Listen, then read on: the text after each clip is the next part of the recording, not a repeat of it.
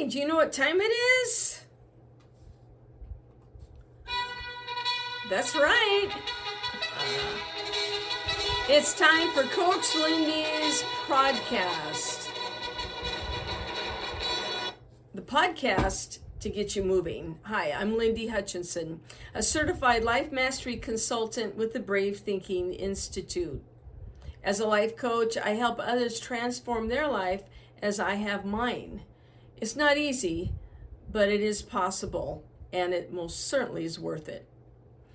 Each week, I'll share insights that inform, inspire, and ignite in you your desire to create a life that you love.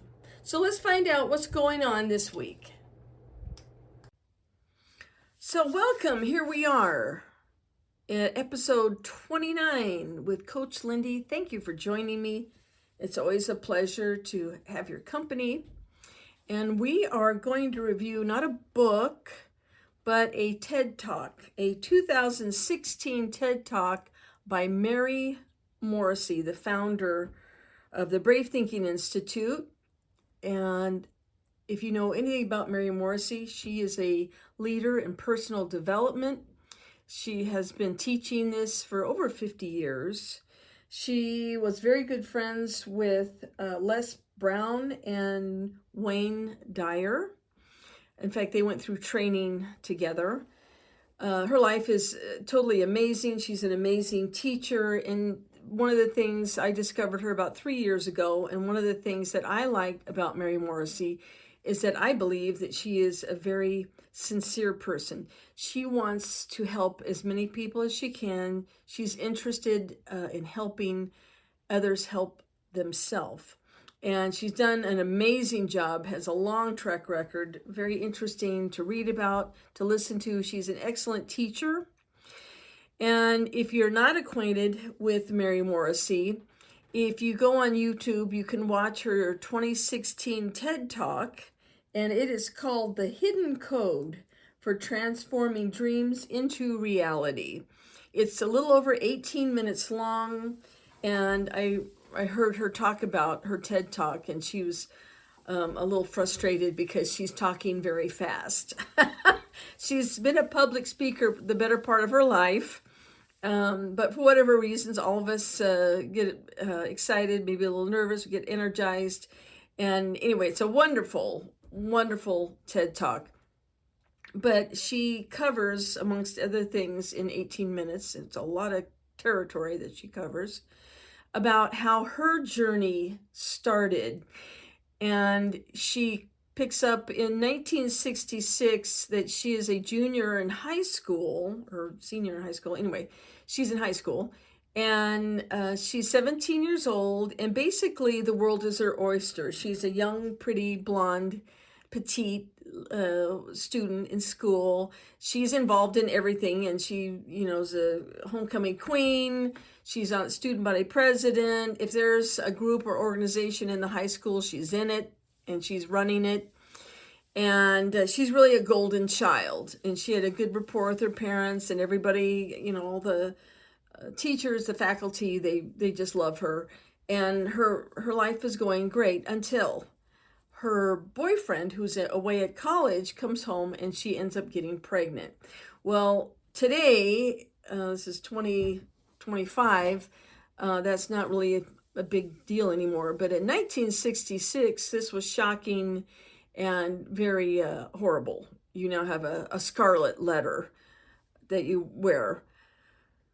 Well, 3 of her longtime friends that she grew up with, girlfriends, her parents forbid them to socialize with Mary anymore. And though Mary does get married, the word's out that she got pregnant first, then got married. Her boyfriend, who now is her husband, ends up moving in with her parents.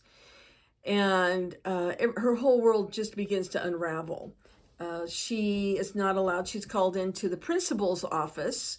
And the principal, who she had a wonderful rapport with at one time, said, "Mary, is what I'm hearing true?" And she says, "Well, if you've heard that I got pregnant and got married in that order, yes, it's true." And she said he just rubbed his head in anguish and said, "Mary, you have such great academics, but you cannot be allowed to mingle with the regular girls as if, as if this is contagious, But you'll have to go to night school. And she says the ironic part about going to night school was that it was Portland, Oregon, but it was in a section that her parents didn't even allow her to drive through at night. And now this was where she was going to be going to school.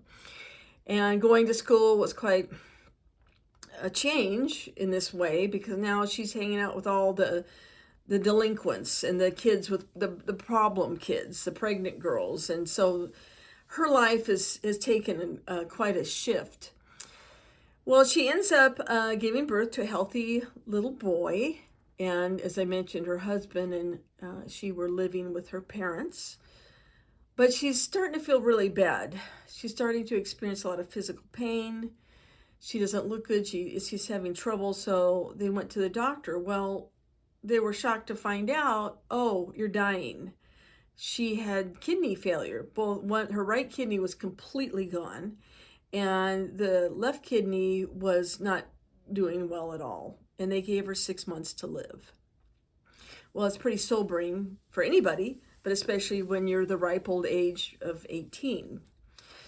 So she's in pain.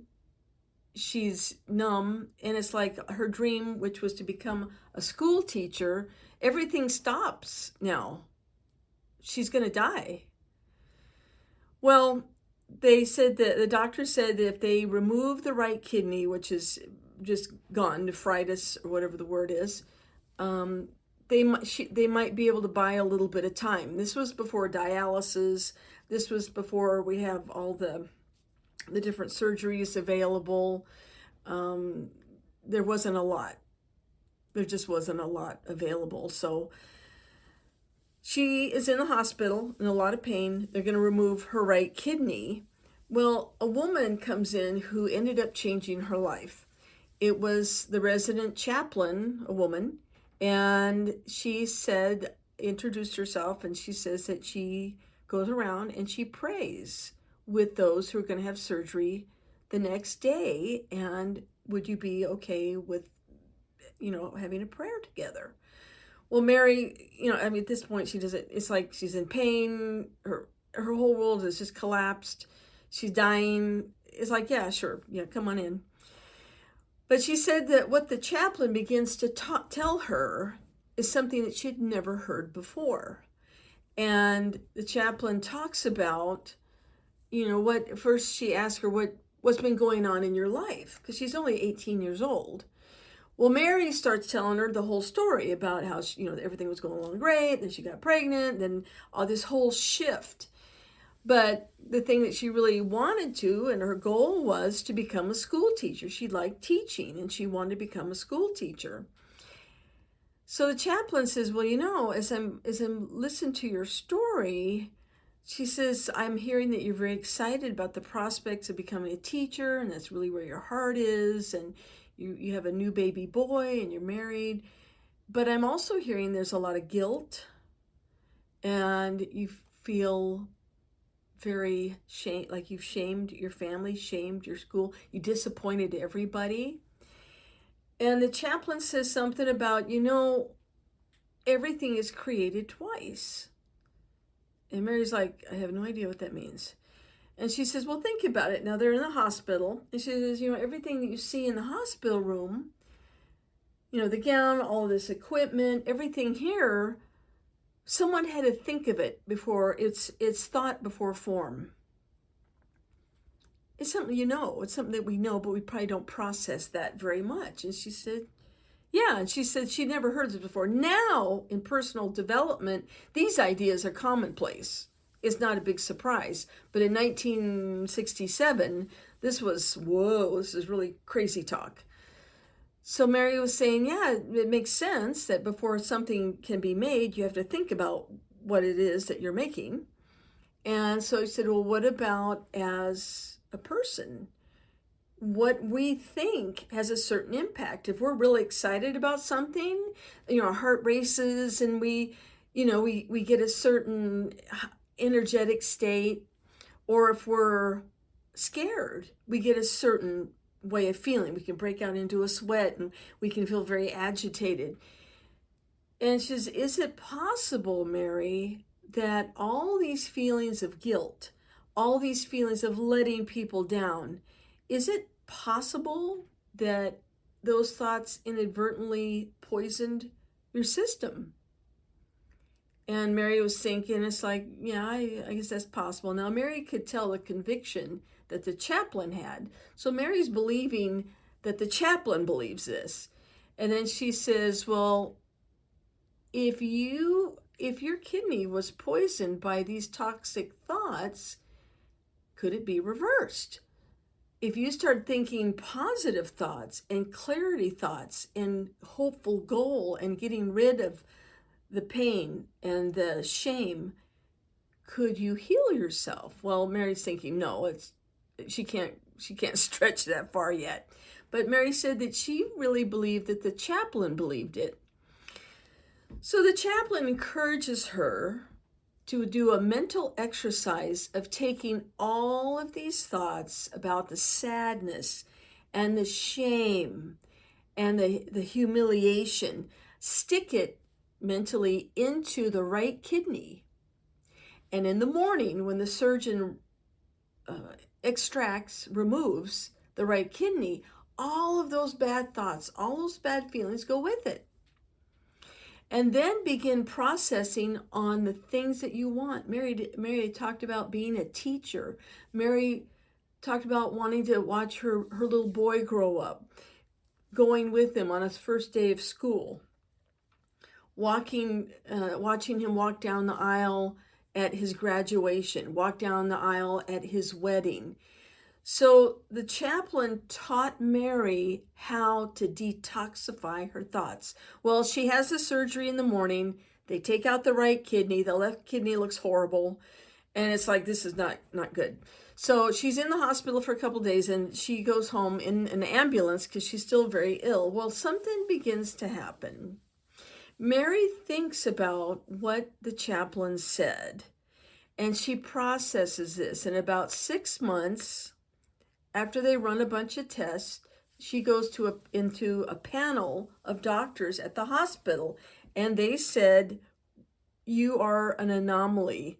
Something's happened here we cannot medically explain. Your left kidney is healthy and fine. You no longer have toxins in your body, and you're going to be fine, apparently. She was able to heal herself. Now, for some people, this is ludicrous, but if you think about it, when we consider thoughts that are upsetting, sometimes we'll get an upset stomach. Sometimes we'll get a headache. If we worry, if we feel anxious, same thing. You can get upset stomach. Sometimes your back hurts or your head hurts. You feel tense muscles. We have a physiology that is directly connected to the way that we think.